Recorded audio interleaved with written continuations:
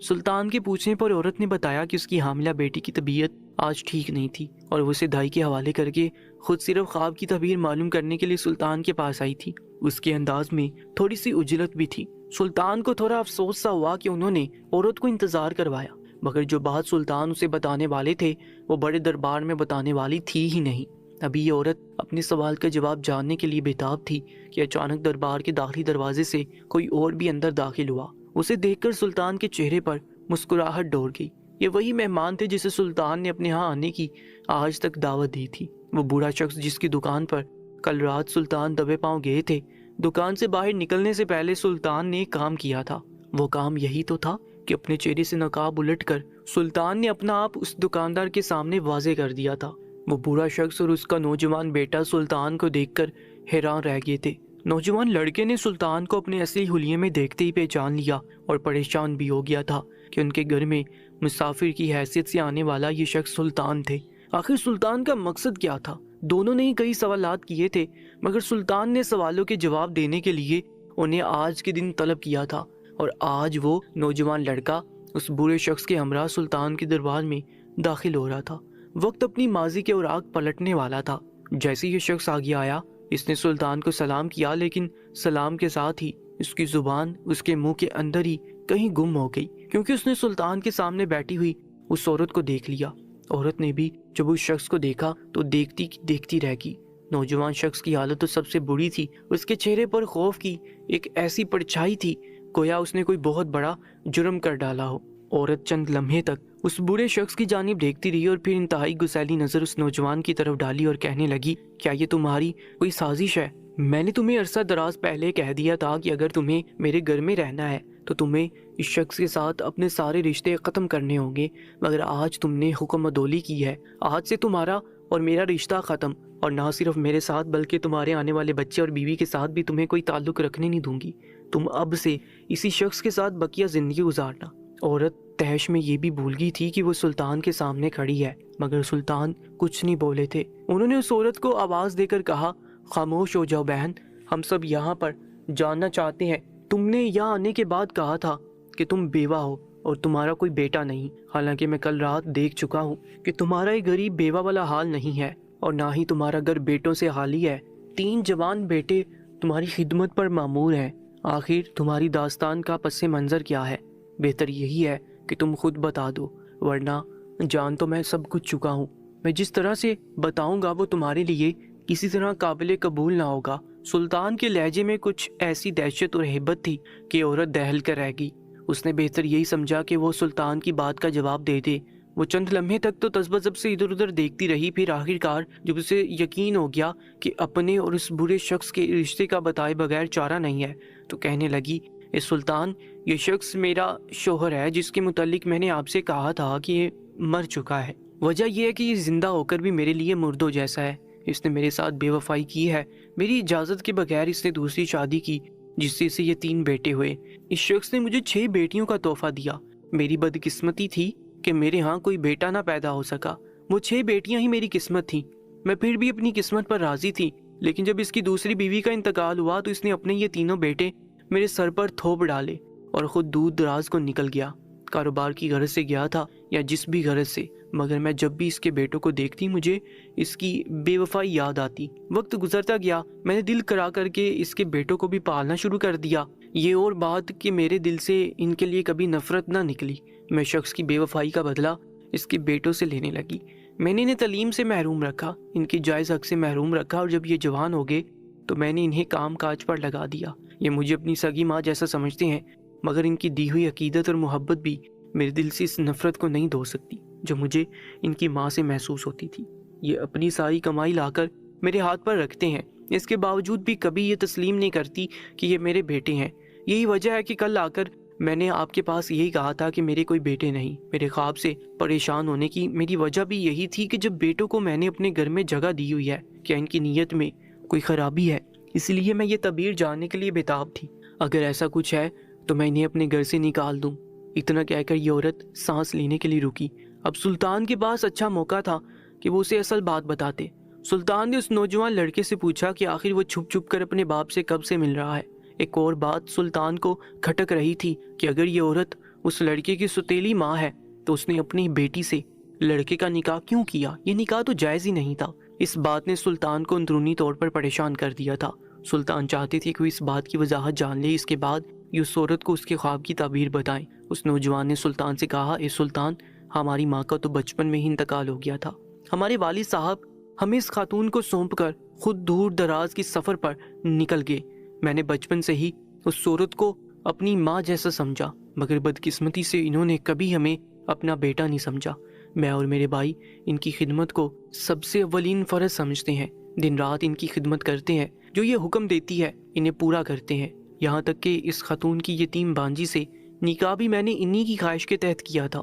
इनकी वो बांजी अपनी माँ के इंतकाल के बारे में इनके घर रहने के लिए आ गई थी। मेरी सौतेली माँ की ख्वाहिश थी कि मैं उससे निकाह कर लूँ। हालांकि मैं पढ़ना चाहता था, मगर मैंने इनकी ख्वाहिश के पेश नज़र न सिर्फ निकाह किया बल्कि अपनी बीवी को खुश भी रखा हुआ है। जो कुछ कमाता हूँ वो लाकर इनके हाथ पर सुबह देता हूँ। मेरी बस वाहिद ख्वाहिश यही है कि मैं अपने वालिद से मिलूँ, लेकिन अपनी माँ के इल्म में लाकर मैं अपने वालिद साहब से नहीं मिल सकता। यही वजह है कि मैं चोरी छुपे उनसे दुकान पर जाकर मिलने लगा। वालिद साहब से मिलकर मेरे दिल को सुकून आता है। नौजवान के चेहरे पर बड़ी बेचारगी थी, जैसे वो दो कश्तियों के बीच में फंसा हुआ हो।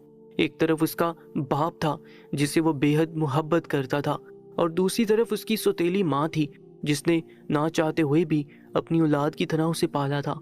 मगर नौजवान की बात अभी पूरी नहीं हुई थी। वो कहने लगा, ए सुल्तान, मैं नहीं जानता कि मेरी सौतेली माँ मेरे बारे में अपने दिल से कदौरत कब निकालेगी, मगर मेरा दिल हकीकतन उन्हें अपनी सगी माँ मानता है।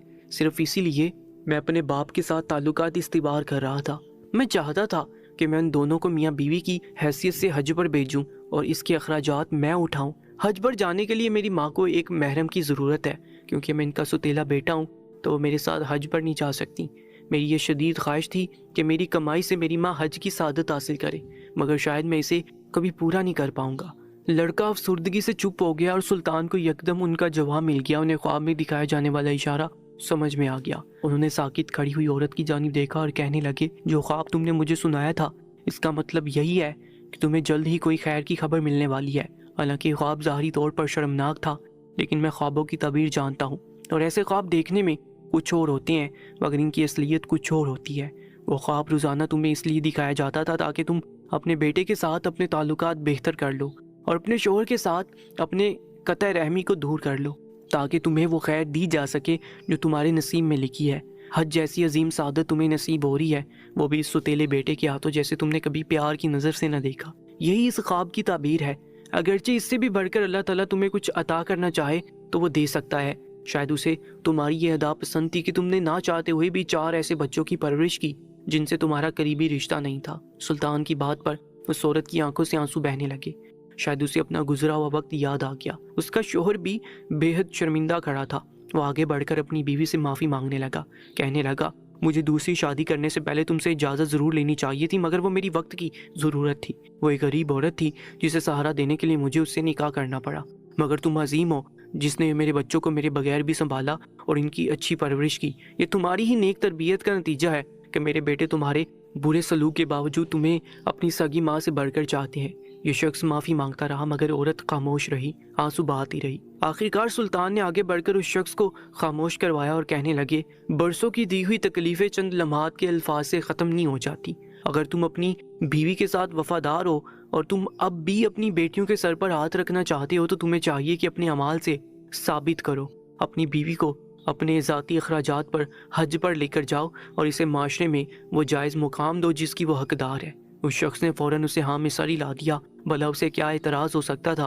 वो मालदार था और सिर्फ अपनी बीवी के गुस्से के डर से ही रजामंद की ख्वाहिश का इजहार न करता था, और औरत अपने ख्वाब की तबीर जान चुकी थी। खुशकिस्मती से सुल्तान की जहानत और अक्लमंदी से उसे अपना खोया हुआ शौहर वापस मिल गया था। जिन बेटियों को वो हमेशा बोझ समझकर पालती रही, उसे अंदाज़ा हो गया था कि वो बोझ नहीं बल्कि उसका सहारा है। सुल्तान ने दिल ही दिल में खुदा का शुक्र अदा किया कि उन्होंने इंसाफ के साथ इस मामले का हक अदा किया था। ख्वाब की ताबीर उनकी समझ से बाहर थी, क्योंकि औरत का कोई बेटा ना था। इस महरम रिश्तों से खैर मिलने का उसका कोई दूर दूर तक सबब भी ना था, तो वो परेशान थे कि औरत को ख्वाब की तबीर क्या बताएं। मगर कहानी खुलने पर हर चीज़ वाज़ेह हो गई थी और अब सुल्तान दिली तौर पर पुरसकून थे। ये औरत अपने शोहर के हमरा चली गई।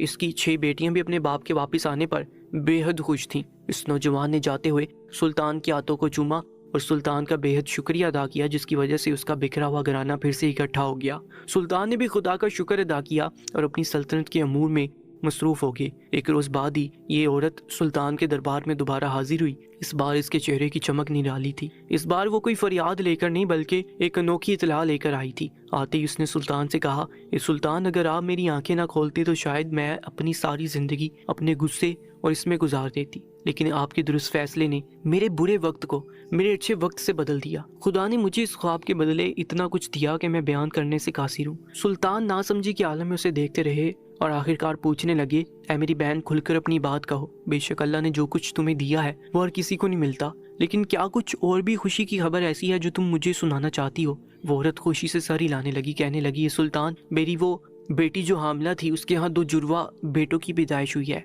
मैंने उसे अपनी बेटी की तरह पाला है और अब तो मेरे बेटे की हैसियत से वो मेरी बहू भी है। मेरे घर में अरसे दराज बाद ये खुशी आई है। मैं जो सारी उम्र बेटों के लिए तरसती रही थी, अब पोतों की शक्ल में वो नेमतें पाकर बेहद खुश हूँ। अल्लाह के एहसान के बाद आपका एहसान है कि आपने मेरी आंखें खोल दी।